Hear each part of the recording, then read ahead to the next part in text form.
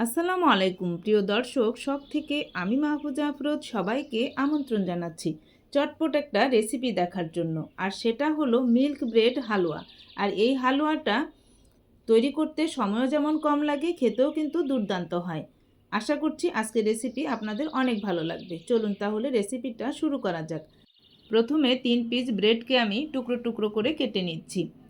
ব্লেন্ডারে ব্লেন্ড করে নিব।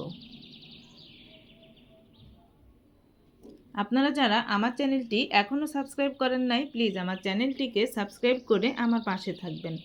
আমার রেসিপিগুলো কোথাও যদি একটুও ভালো লেগে থাকে, প্লিজ একটি লাইক দিবেন। এখন আমি চুলায় একটা প্যান বসিয়ে 1/3 কাপ চিনি দিয়ে দিলাম। চিনিটাকে ক্যারামেল করে নেব। অল্প একটু পানি দিয়ে দিলাম। এখন নেড়ে একটু সময় নিয়ে ক্যারামেলটাকে করে নিব। তবে ক্যারামেলটা করার সময় লক্ষ্য রাখতে হবে ক্যারামেলটা যেন পুড়ে না যায়। ক্যারামেলটা আমার হয়ে গিয়েছে। এখানে আমি 1 কাপ দুধ দিয়ে দিলাম। আর এখানে দুধটা দেওয়ার সময় চুলাটাকে অবশ্যই বন্ধ করে নিতে হবে, না হলে বেশি গরমে আবার দুধটা ক্যারামেলের সঙ্গে মিশানোর সময় ফেটে যেতে পারে। আর ক্যারামেলের সঙ্গে দুধটাকে খুব ভালোভাবে সময় নিয়ে মিশিয়ে নিতে হবে, না হলে ক্যারামেলটা আবার জড়ো হয়ে যেতে পারে।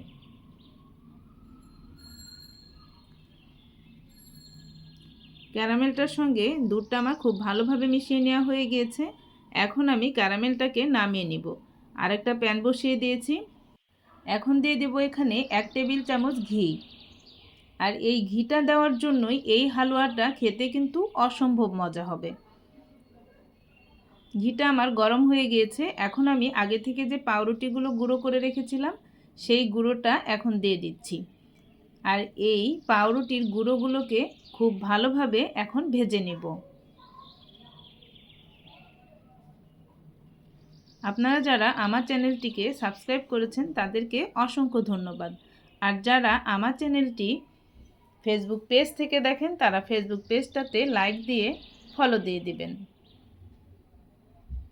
এখন দিয়ে দিচ্ছি এখানে আমি 1/4 কাপ গুঁড়ো দুধ। গুঁড়ো দুধটা আমার দেওয়া হয়ে গিয়েছে। এখন আমি খুব ভালোভাবে মিশিয়ে নিব। আর ভালোভাবে মিশিয়ে আরও 2 মিনিটের মতো ভেজে নিব। ভেজে নেওয়া হয়ে গিয়েছে। এখন আমি আগে থেকেই যে মিল্কের সঙ্গে ক্যারামেলটা মিশিয়ে রেখেছিলাম সেটা দিয়ে দিচ্ছি।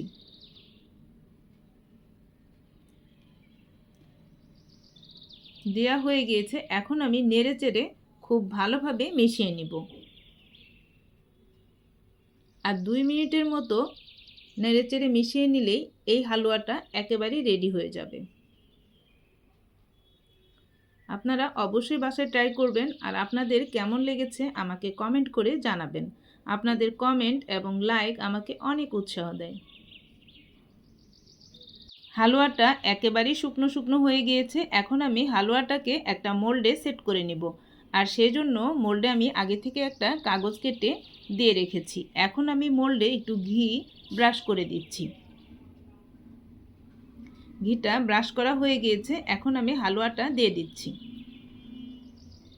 হালুয়াটা দিয়ে চারিদিকে ছড়িয়ে খুব ভালোভাবে হালুয়াটাকে সেট করে দিব।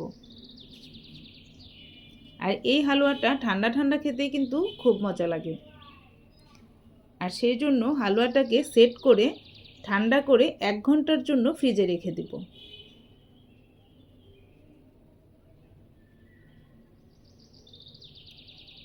খুব ভালোভাবে সেট করা হয়ে গিয়েছে। ফ্রিজে রেখে দিয়েছি। 1 ঘন্টা পরে ফিরে আসলাম। এখন আমি হালুয়াটাকে আপনাদেরকে মোল্ড আউট করে দেখাচ্ছি।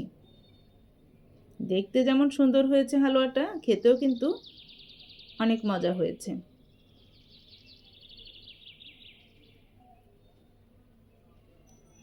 রমজান চলে এসেছে। আপনার ইচ্ছা করলে এটা রমজানেও বানাতে পারেন, অথবা বাচ্চাদেরকে বানিয়ে সন্ধ্যায় নাস্তা বা স্কুলে টিফিনও দিয়ে দিতে পারেন।